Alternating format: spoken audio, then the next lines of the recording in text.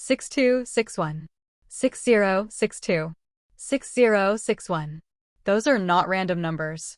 Those are the final scores from Alex Eala's last 3 matches against top 20 opponents on clay and her most recent meeting with a seeded player in Rome. If you read them quickly, they look like a player getting annihilated.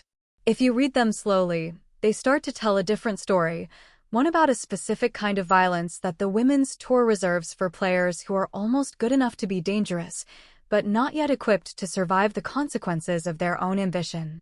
And what makes Alex Eala's entry into the 2026 Italian Open so compelling is not whether she can win the tournament. She cannot. It is whether she has finally begun to understand what those scorelines are actually teaching her. Let's get precise about what happened in Madrid, because the narrative around it has been slippery. Eala opened the tournament against Anastasia Pavlyuchenkova, a qualifier, yes, but also a former French Open finalist, a player who has been ranked inside the top 10, someone who knows exactly how to construct clay court points. Eala dispatched her 6-3, 6-3. She landed 68% of her first serves.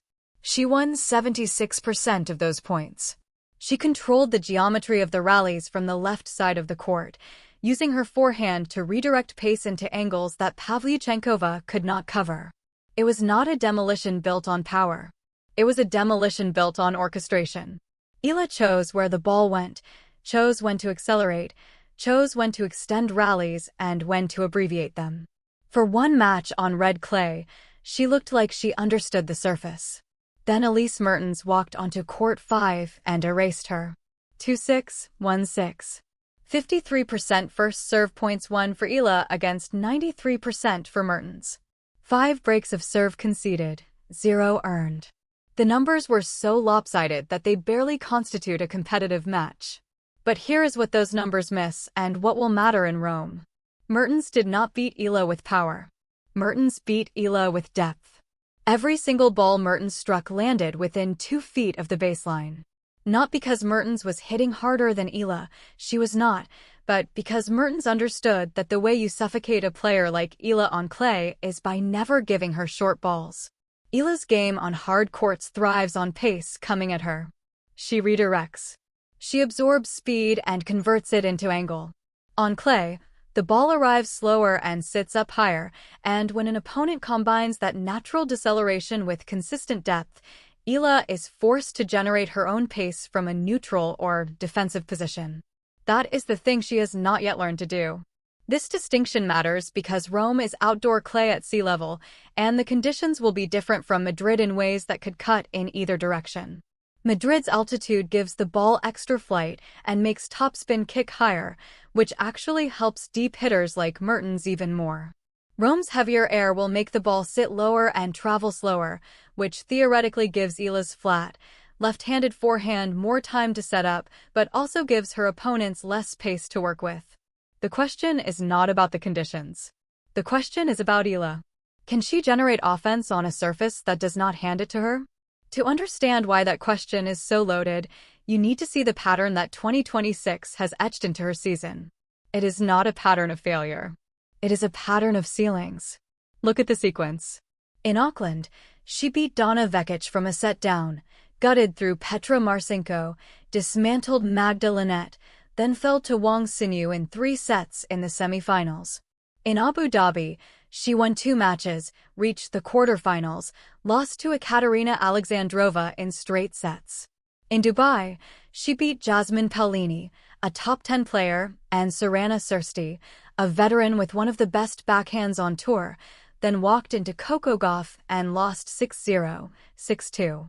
In Indian Wells, she outlasted Diana Yastremska in a 3-set war, then Gauff retired against her with injury at 6-2, 2-love, and in the next round Linda Noskova crushed her 6-0, 6-2.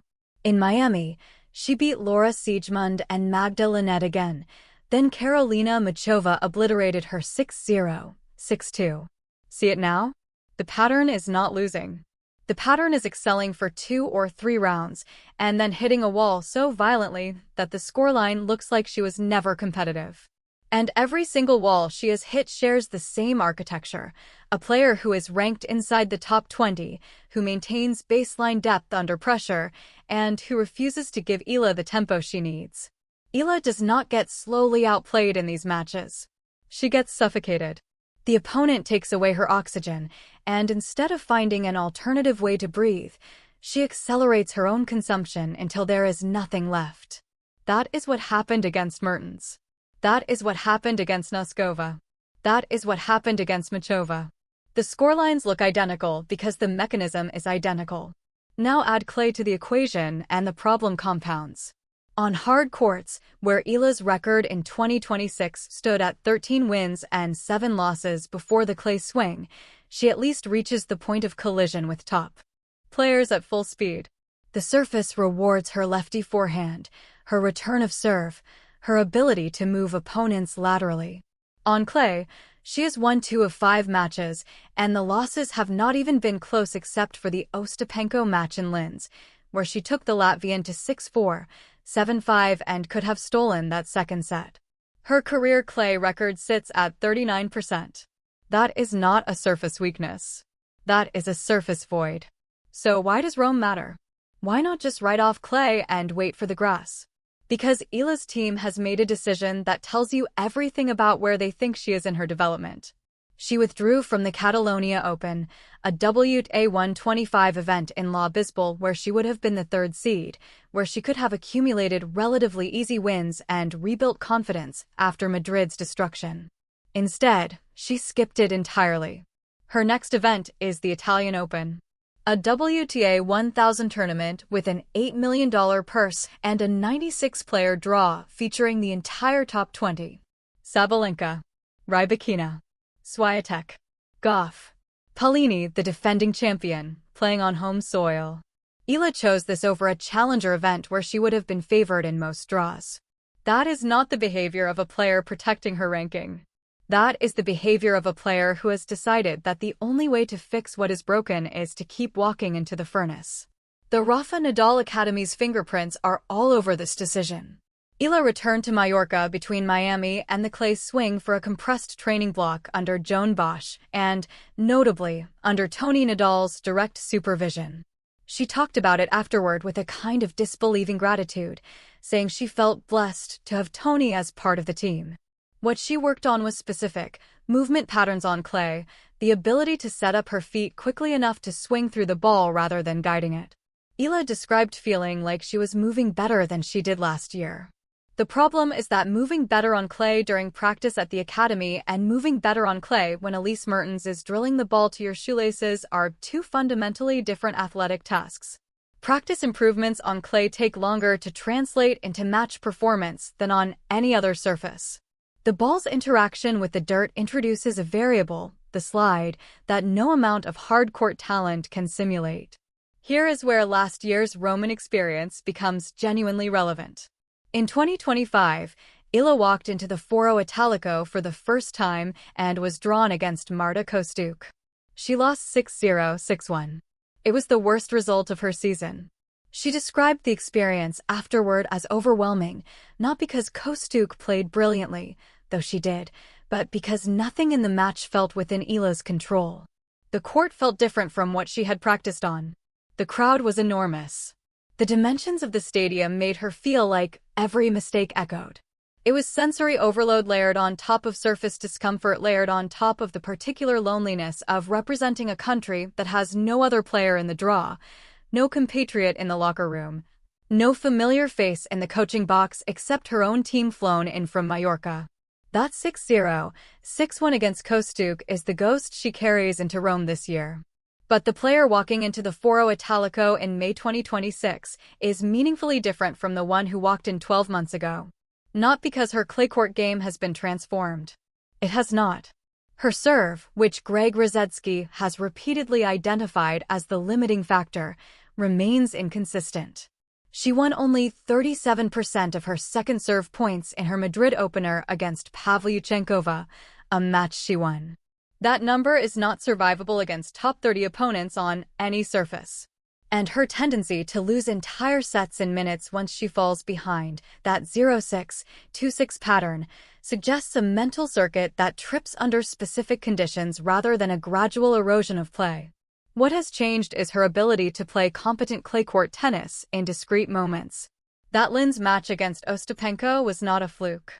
Eala engaged in extended rally patterns, used her lefty serve to open the deuce court on clay for the first time with consistent results, and took a former French Open champion to a place where the outcome was genuinely uncertain. The Madrid opener against Pavlyuchenkova showed something even more interesting, Eala dictating the pattern of play on clay rather than merely surviving it. She moved Pavlyuchenkova side to side with purpose. She shortened points when she had the advantage and extended them when she was neutral. That is clay court intelligence. It just evaporated the moment Mertens upgraded the quality of ball she was receiving. The Italian Open draw could be kind or savage.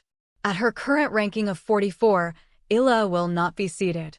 In a 96-player draw, she will enter in the round of 128 and need to win a match just to reach the round of 64, where a seeded player will likely be waiting. The math suggests that a first-round matchup against a qualifier or a player ranked in the 60s or 70s is the most probable scenario. When that, and she faces someone in the 20 to 30 range. The last time she beat a player ranked that high on clay was never. At least not at the WTA level. That is the reality of what Rome represents. But here is what the pure results-based analysis misses. Eala's popularity, which has become one of the defining storylines of the 2026 season, creates a specific competitive environment that is hard to quantify. Wherever she plays, the stands fill. In Madrid, her first-round match against Pavlyuchenkova drew a crowd that had no business being that large for a round of 128 contest. Filipino fans and adopted fans travel. They organize. They make noise. At the 2025 Italian Open, even in a 6-0, 6-1 loss, the atmosphere around her match was disproportionate to the competitive significance of the result. In Rome, she will have that again.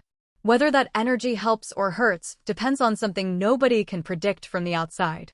Coco Gauff was asked about this in 2025 after the two partnered in doubles at the Italian Open and reached the quarterfinals together.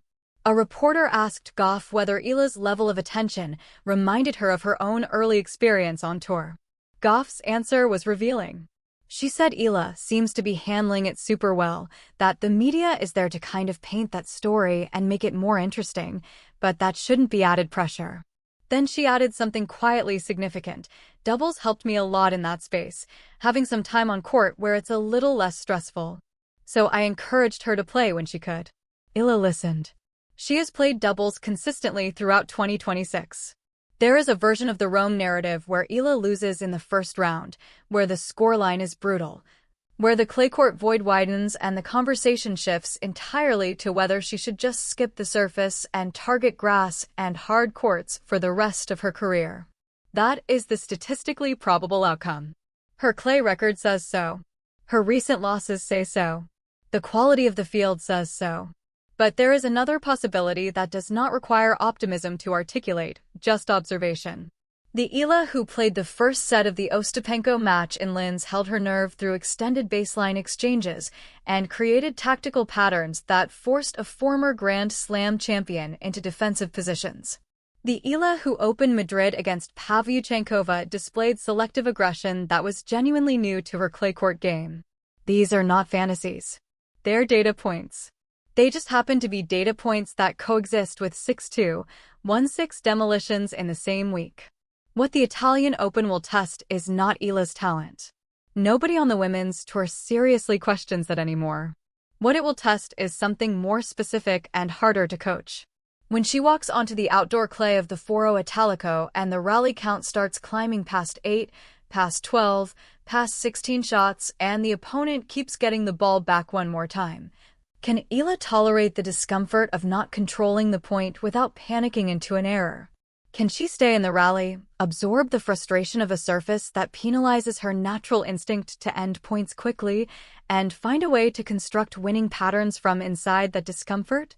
On hard courts, she has answered yes repeatedly. She has beaten Paolini, Goff, Swiatek, and Keys in the last 14 months. On clay, the question remains not just unanswered but barely asked. 2 wins in 5 attempts, and neither win came against a player ranked inside the top 80. Rome will ask it clearly, under bright Italian sunlight on the most famous clay courts in the world, in front of a crowd that will roar for her no matter what the score reads. The Filipina left-hander is 20 years old. She turns 21 during the French Open qualifying rounds. Her career-high ranking of 29, reached only 6 weeks ago, reflected the genuine surge of a player who had figured out how to compete at the highest level on fast surfaces. The clay swing has been a corrective. Not a collapse, not a crisis, but a corrective. It has told her, in the bluntest possible language, that the game she has built is not yet complete. That against deep baseliners on slow surfaces, she needs tools she does not currently own.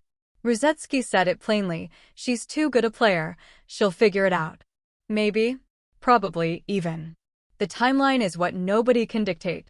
Some players take 2 clay seasons to crack the code. Some take 5. Some never do and still have extraordinary careers built on hard courts and grass. Eala does not need to conquer Rome this May. She needs to survive it differently than she survived it last year. A competitive first set. A match that stretches past an hour. A moment on the red dirt where she dictates instead of reacts, even if the match ends in defeat.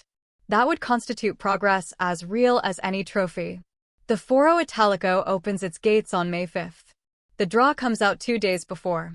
Somewhere on the entry list, between the Grand Slam champions and the rising contenders and the qualifiers trying to survive their own versions of the same tournament, you will find the name Alex Eala, ranked 44, representing the Philippines. Training out of Mallorca, carrying a clay court record that looks like an argument against her presence and a hard court record that looks like a promise. Both are true. Rome does not care which one you prefer. The clay will respond to what she does, not what she has done. And for the first time in her career, she walks into this tournament knowing exactly how bad it can get, because she has already lived through the worst version of it on this exact ground, against this exact surface, inside this exact tournament. Whether that memory is a weight or an education is the only question that matters, and it is the one question nobody, not her team, not Tony Nadal, not the millions watching from Manila, can answer for her.